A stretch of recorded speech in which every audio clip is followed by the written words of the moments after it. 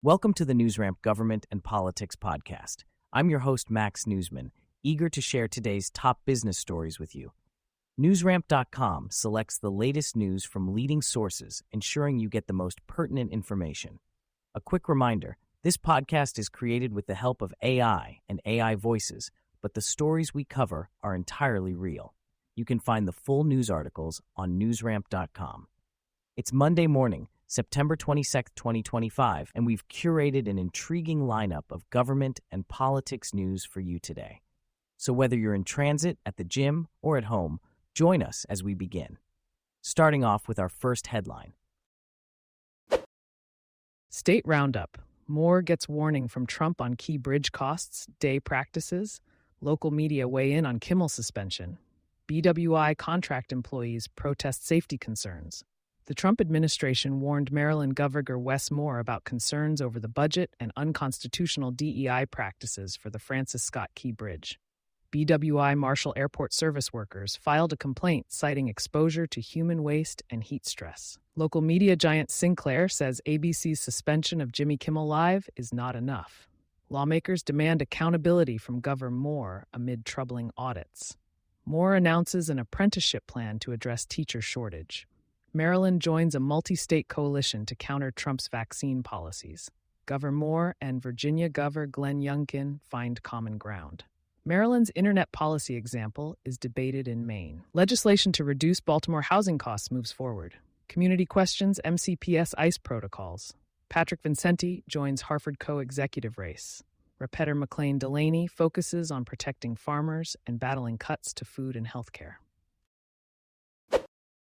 Maryland lawmakers see Kimmel suspension as threat to free speech. Maryland lawmakers, including Repeter Johnny Olszewski and Repeter Jamie Raskin, have criticized ABC's suspension of Jimmy Kimmel Live as a threat to free speech.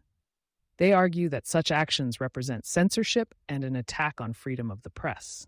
In response, Senator Chris Van Hollen and other Democrats have introduced the No Political Enemies Act to protect freedom of speech. President Trump and FCC Chairman Brendan Carr have expressed support for ABC's decision, prompting concerns about potential censorship of critical voices. Democratic lawmakers warn against selective enforcement of policies for political purposes, emphasizing the importance of defending free speech in America. Maryland's federal job losses climb to 15,100, the most in the nation. Maryland has seen a significant increase in federal job losses, with 15,100 positions eliminated since January, the highest in the nation. The state lost another 2,500 federal jobs in August alone, continuing a trend that began when President Donald Trump took office. The state's economy heavily relies on the federal workforce, with 269,000 Maryland residents employed by the government in 2023. Many former workers are struggling to find new jobs due to their extensive experience, facing potential pay cuts or retraining programs. The trend is expected to continue, with more job losses anticipated in the coming months as part of efforts to reduce the federal workforce.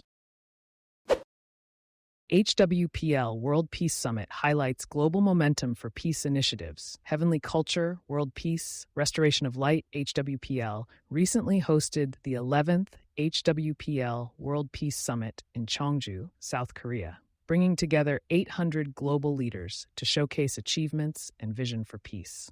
The summit highlighted progress in international law, with the declaration of peace and cessation of war gaining support, peace education being integrated into school curricula in Zambia and Mongolia, and the launch of the Solidarity of Religions Peace Committee. HWPL Chairman Lee Man-hee emphasized global cooperation for peace, while former Croatian President Ivo Josipovic stressed the importance of banning war. The summit also discussed Korean reunification and noted a rapid increase in HWPL's global membership, now exceeding 580,000. Satellite events in 78 cities worldwide will continue through October, engaging over 15,000 leaders in peace-building discussions. Thank you for joining us today. That's it for this episode of the NewsRamp Government and Politics podcast. As a reminder, NewsRamp curates news from leading newswires like Newsworthy.ai, 24/7pressrelease.com, NewsDirect.com, and blockchainwire.io. We encourage you to visit newsramp.com to read all of today's news.